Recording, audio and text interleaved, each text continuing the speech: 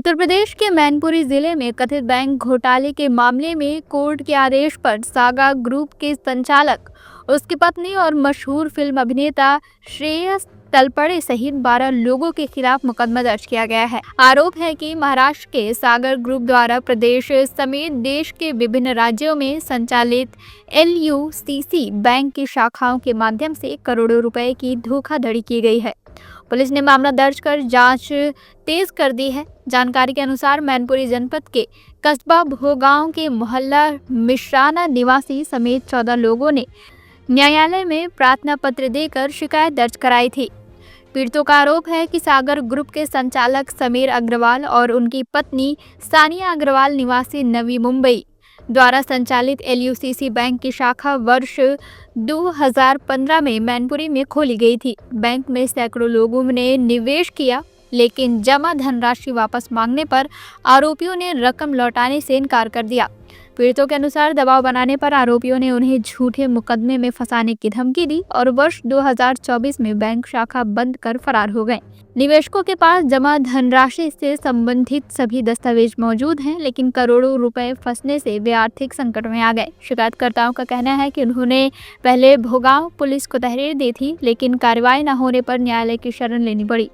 Court के निर्देश पर कोतवाली भोगांव में Sameer Agarwal, Sania Agarwal, RK Shetty fund manager, Sanjay Mundal trainer, Shabab Hussain film अभिनेता, श्रेयस तलपड़े, अनुज जैन, अजय श्रीवास्तव, अरविंद त्रिपाठी समेत अन्य आरोपियों के खिलाफ मुकदमा दर्ज किया गया। बताया जा रहा है कि LUCC बैंक द्वारा उत्तर प्रदेश के अलावा उत्तराखंड, कर्नाटक, महाराष्ट्र, मध्य प्रदेश, राजस्थान, बिहार, दिल्ली, हिमाचल प्रदेश और हरियाणा में भी शाखाएं खोलकर लोगों से निवेश कराया गया।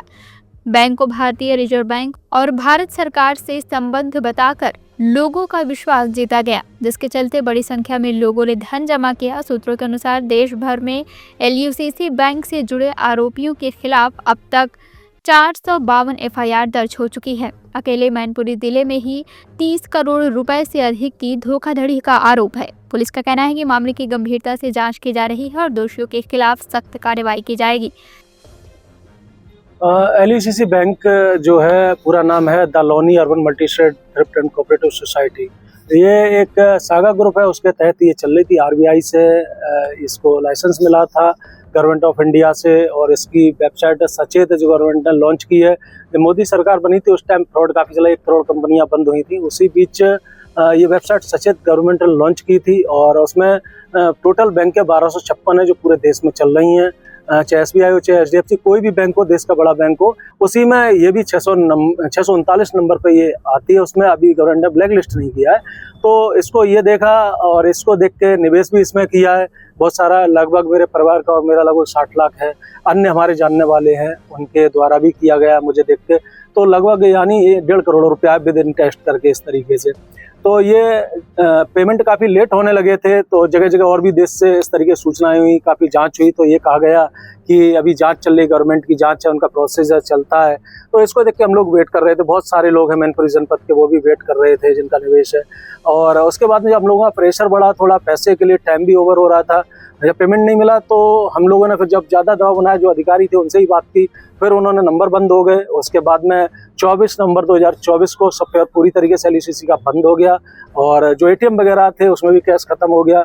और कुछ दिन बाद कंपनी के लोग आए, ATM भी ले गए, क्योंकि ATM पहले हिटाची से इनका था, जो RBI से ही चलता था। उसके बाद उनसे कॉन्टैक्ट खत्म हुआ। फिर जो देश की बड़ी कंपनी टाटा, तो उससे उनका टाई अप हुआ। सारे देश में टाटा और LUCC मिक्स होकर काम कर रहे थे। तो एक ये भरोसे के लिए बहुत था। अगर फिल्मी एक्टर श्रेयस तलपड़े की बात करें, वो भी इसमें एडवर्टाइजिंग डायरेक्टर है। समीर अग्रवाल जो कि इसका मेन संचालक है, जो इसके ऑनर थे। और उसके बाद RK शेट्टी जो वर्ल्ड फेमस है फाइनेंशियल एडवाइजर, जो अपने आप को बताते हैं। भारत पेट्रोलियम, टाटा, रिलायंस, LIC और देश की कई बड़ी कंपनियों के फाइनेंशियल एडवाइजर हैं। मैनपुरी जनपद से लगभग कितना मैनपुरी जनपद की पूरे की बात की जाए तो लगभग 30 करोड़ रुपया है। और अगर देश की बात जो सुनने में आया है, जो जगह जगह से और भी FIR दर्ज, टोटल अगर 1 साल के अंदर बात की जाए पिछले अगस्त तक की, तो 452 FIR पूरे देश में दर्ज हो चुकी थी। काफ़ी लोग ऐसे ही पीड़ित ने कराई, तो पुलिस उनको धमका के भगा दिया। कहीं ना कहीं उन्होंने आत्महत्या की। तो इसको देख के कोई भी आगे नहीं बढ़ रहा था। फिर मुझे लगा काफ़ी प्रेशर बढ़ा, अपना पैसा भी था, जब निकलते नहीं देखा तो वहाँ इंस्पेक्टर के पास में गए तो उन्होंने नहीं सुनी, उल्टा मुकदमा दर्ज करने के बोला।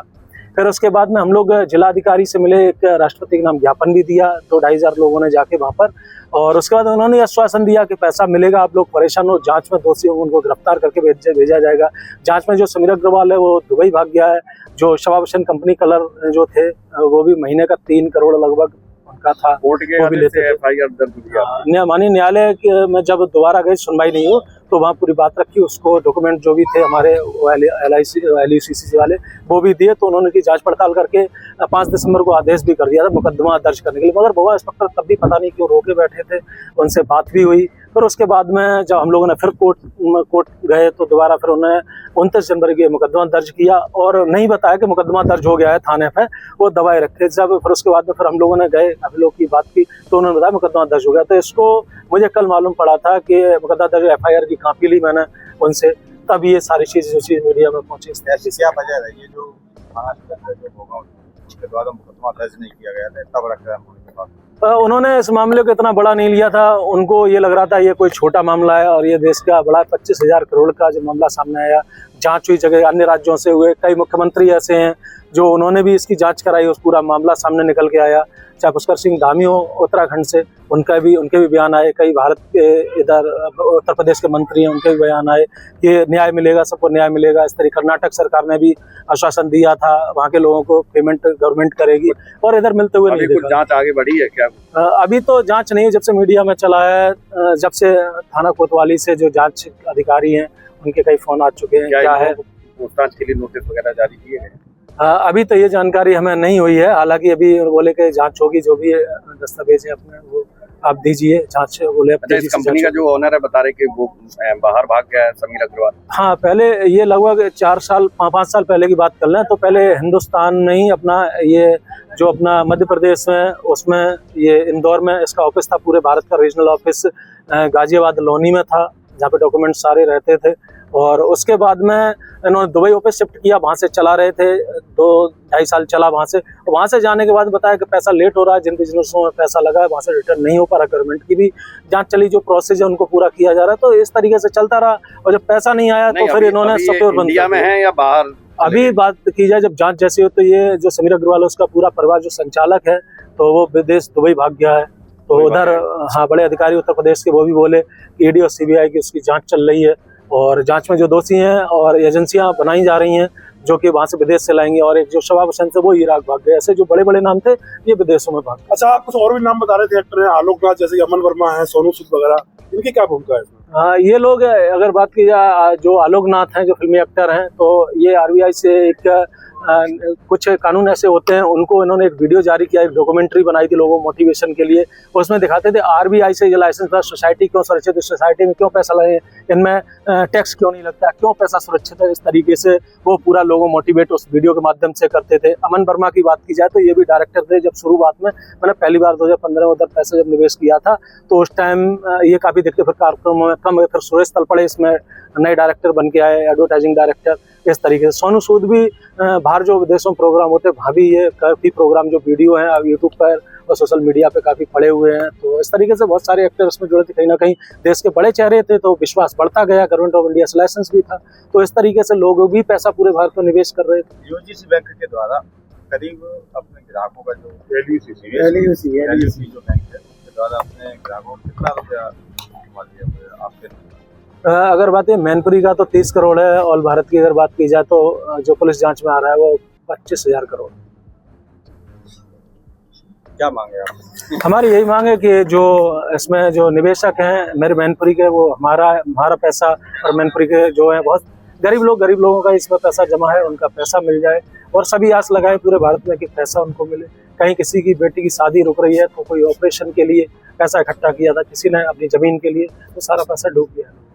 CIB इंडिया न्यूज की सभी खबरों को देखने के लिए लाल रंग की बटन को दबाकर चैनल को सब्सक्राइब जरूर करें, घंटी जरूर दबाएं ताकि हमारी सभी खबरों के नोटिफिकेशंस आप तक पहुंचते रहें।